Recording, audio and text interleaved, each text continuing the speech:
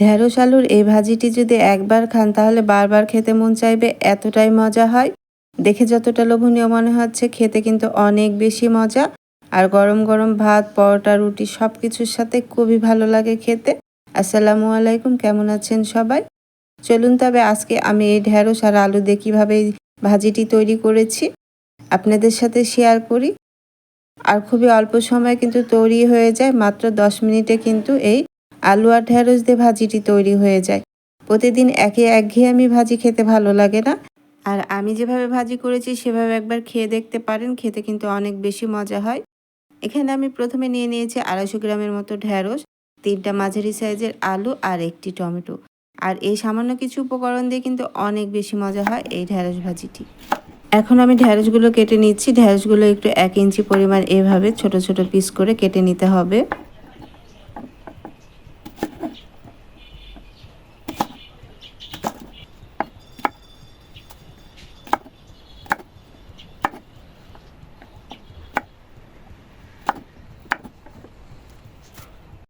ঢেঁড়সগুলো আমি কেটে নিয়েছি। এখন আমি আলু কেটে নিচ্ছি। আলুগুলো একটু ছোট ছোট টুকরো করে কেটে নিতে হবে। খুব বেশি কিন্তু আবার পাতলা করে কাটা যাবে না, একটু পিস করে এভাবে কেটে নিতে হবে।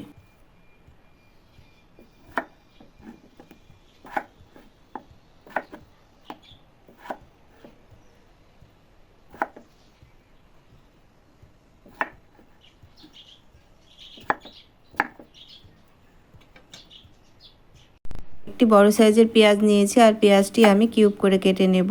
পেঁয়াজটা কিন্তু কুচি করে কাটা যাবে না, একটু পেঁয়াজের কলিগুলো এইভাবে মোটা করে কেটে ছাড়িয়ে নিতে হবে, তাহলে এই ভাজিটা খেতে কিন্তু বেশি ভালো লাগে। এভাবে আমি পেঁয়াজটাও কেটে নিচ্ছি, আর টমেটোটাও কুচি করে আমি কেটে নেব।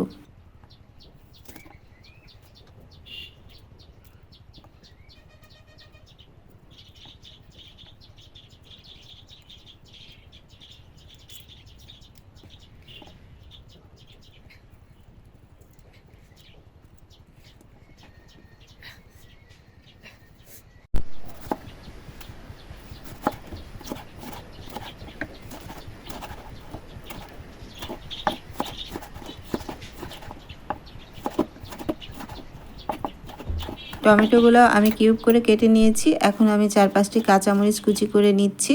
এখন আমি রান্নায় চলে যাব। সেজন্য প্রথমে আমি রেগুলার রান্নার তেল দিয়ে দিয়েছি 3 টেবিল চামচের মতো। আর যে আলুটা কেটে রেখেছিলাম সেটা ধুয়ে আমি হলুদ দিয়ে মাখিয়ে এই তেলের মধ্যে ভেজে নিচ্ছি। আর এখানে লবণ দেওয়া যাবে না, শুধু হলুদ দিয়ে মাখিয়ে ভেজে নিতে হবে, একটু কালার করে ভেজে নিতে হবে। 50% মতো কিন্তু সেদ্ধ হয়ে যাবে ভাজতে ভাজতেই। আর এর থেকে কিন্তু বেশি ভাজা যাবে না, তাহলে আলুগুলো চিমড়া হয়ে যাবে, খেতে ভালো লাগবে না। আলুগুলো কিন্তু ভাজা হয়ে গেছে, এখন আমি উঠিয়ে নিচ্ছি। চুলার আঁচটা মিডিয়াম করে আমি ভেজে নিয়েছি। এখন আলুগুলো আমি উঠিয়ে নিয়েছি, দেখতে পাচ্ছেন ঠিক এভাবে ভেজে নিতে হবে।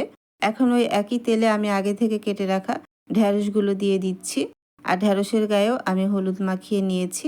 ঢেঁড়সগুলো 50%-এর মতো ভেজে নেব। খুব বেশি কিন্তু আবার জালটা বাড়িয়ে দেওয়া যাবে না, চুলার আঁচটা মিডিয়াম রেখে এভাবে ভেজে নিতে হবে। আর ঢেঁড়স কিন্তু খুব তাড়াতাড়ি সেদ্ধ হয়ে যায়। এভাবে নেড়েচেড়ে আমি ভেজে নিচ্ছি, দেখতে পাচ্ছেন। আর ঢেঁড়সগুলো কাটার আগে অবশ্যই ধুয়ে নিতে হবে, কেটে কিন্তু ঢেঁড়স ধোয়া যাবে না।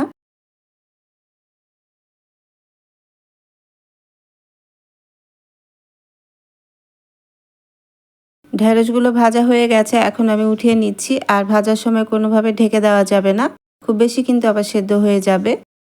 ঢেঁড়সগুলো ভাজা হয়ে গেছে, এখন আমি ঢেঁড়সগুলো উঠিয়ে নিচ্ছি, দেখতে পাচ্ছেন। ঢেঁড়সগুলো কিন্তু 50%-এর মতো সেদ্ধ হয়ে গেছে, কালারটা কিছুটা চেঞ্জ হয়ে গেছে। এখন ওই একই তেলে আমি যে আগে থেকে পেঁয়াজটা খুলে রেখেছিলাম, ওই পেঁয়াজের কলিগুলো এখানে ভেজে নিচ্ছি। আর এটাও মাত্র কয়েক সেকেন্ডের মধ্যে ভেজে উঠিয়ে নিতে হবে। পেঁয়াজগুলো খুব বেশি ভাজলে আবার নরম হয়ে যাবে, কারণ আমি আবারও পেঁয়াজগুলো রান্না করব। এভাবে পেঁয়াজগুলো ভেজে আমি উঠিয়ে নিচ্ছি। পেঁয়াজগুলো দেখতে পাচ্ছেন যে কিছুটা কালার এসেছে, এই অবস্থায় উঠিয়ে নিতে হবে। এখন ওই একই তেলে আমি গোটা রসুন দিয়ে দিয়েছি। আমি দেশি রসুন দিয়েছি একটি। রসুনগুলো একটু বাদামি করে আমি ভেজে নিচ্ছি। আর ওই একই তেলে এখন আমি দিয়ে দিচ্ছি মৌরি। আর এখানে 1/2 টেবিল চামচের মতো মৌরি দিয়েছি। আপনাদের সবজির পরিমাণ বুঝে মৌরিটা দিয়ে দিবেন, কারণ মৌরির ফ্লেভারটা খুব বেশি স্ট্রং থাকে। আপনাদের হাতের কাছে যদি মৌরি না থাকে তাহলে গোটা জিরা দিতে পারেন, তবে মৌরি দিলে খেতে কিন্তু খুবই বেশি ভালো লাগে। আর মুড়ির পরিমাণটা কিন্তু অল্প দিতে হবে, খুব বেশি দেওয়া যাবে না। এখন আগে থেকে কুচি করে রাখা টমেটোটা আমি এখানে দিয়ে দিচ্ছি। আর টমেটো দিয়ে এখানে একটু ভেজে নিচ্ছি। টমেটোটা কিছুটা নরম হয়ে আসবে। এখানে কিন্তু প্রথমে কোনো পানি দেওয়া যাবে না। আমি নেড়েচেড়ে ভেজে নিচ্ছি, দেখতে পাচ্ছেন টমেটোটা কিছুটা নরম হয়ে এসেছে। এখন এখানে আমি দিয়ে দিলাম 1/2 টেবিল চামচের মতো আদা রসুনের পেস্ট, 1/2 টেবিল চামচের মতো জিরা পেস্ট। এখানে মশলার পরিমাণটা কিন্তু কম দিতে হবে। এটা এক ধরনের সবজি অথবা ভাজিও বলতে পারেন, খেতে কিন্তু খুবই মজা হয়। 1/2 টেবিল চামচের মতো ধনিয়া গুঁড়ো দিলাম। এখন মশলাগুলো তেলের সাথে খুব ভালো করে ভেজে নিতে হবে, আদা রসুনের কাঁচা ফ্লেভারটা চলে যাবে। এখন এখানে সামান্য পরিমাণ পানি দিয়ে খুব ভালো করে কষিয়ে টমেটোটাকে নরম করে নিতে হবে। এখানে কিন্তু খুব বেশি পানি দেওয়ার প্রয়োজন নাই, যেহেতু আগে আমি সবজিগুলো ভেজে রেখেছি। স্বাদমতো লবণ দিয়ে দিলাম, দিয়ে খুব ভালো করে কষিয়ে নিতে হবে।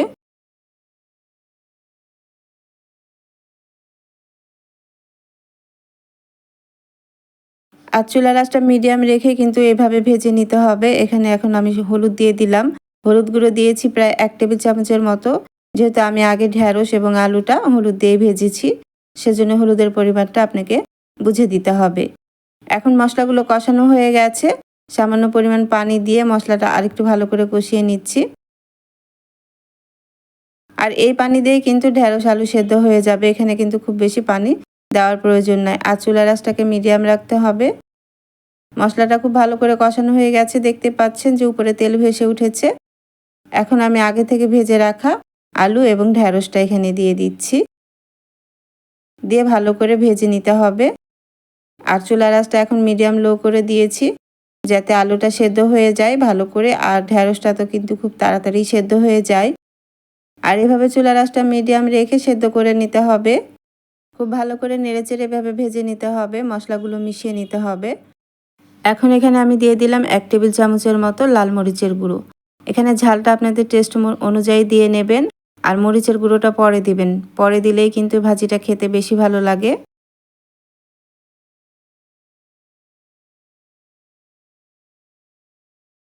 এখন আগে যে পেঁয়াজটা ভেজে রেখেছিলাম সেই পেঁয়াজটা এখানে দিয়ে দিলাম। আর কিছু কাঁচামরিচ কুচি দিয়েছি, কাঁচামরিচ কুচিটা দেবেন।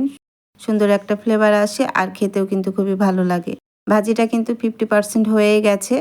এখন আমি নেড়েচেড়ে আরেকটু ভাজা ভাজা করে নিচ্ছি, আর চুলার আঁচটা কিন্তু আপনাকে মিডিয়াম লো করেই ভেজে নিতে হবে। দেখতেই পাচ্ছেন নিশ্চয়ই ভাজা ভাজা হয়ে গেছে। রসুন, আলু, পেঁয়াজ, ঢেঁড়স সব কিছুই সেদ্ধ হয়ে গেছে।